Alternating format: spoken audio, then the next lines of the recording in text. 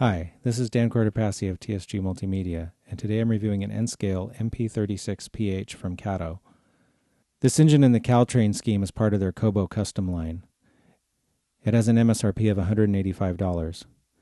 These engines were put in service in the mid-2000s and are still in use today on Caltrain. The paint is very crisp and even. The texture of the paint is a little bit rougher than I'm used to with some models, but if the engine is weathered, I don't think that would be noticeable. Although I wouldn't weather them too much because Caltrain does keep them pretty clean generally.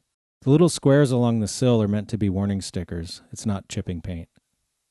The details on the model generally are pretty close to the real Caltrain unit, although the Caltrain units have 3 air reservoirs on the bottom, not 2 as represented on the model. The end detail is fairly typical for a Kato N-scale engine.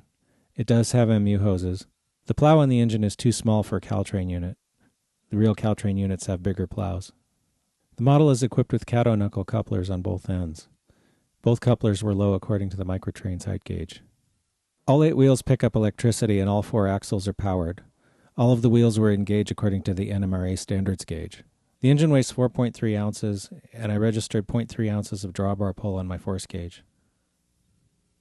I'm running this locomotive on DC since it doesn't have a decoder.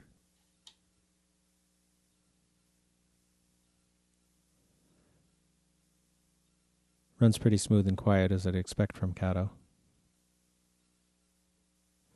The rear headlight on the engine doesn't operate, but if you're running it in a train like they typically do, that light wouldn't be used anyway. I'm holding the engine stationary so that I can run it and show you the lights. Both the headlight and the ditch lights come on in the forward direction.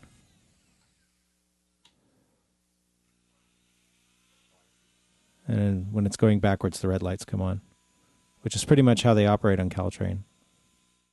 I think this is a pretty nice model overall, and it's currently the only N-scale MP36 on the market that I'm aware of. I think it really captures the overall look of the Caltrain MP36s. I think at this price level, I would like to see a little more prototype-specific detail, like having the correct number of air reservoirs under the model and having a more correct plow on the front. So I'm going to take a spike off for that, and I'm going to take a spike off for the coupler height being too low. My final verdict is 8 out of 10 spikes.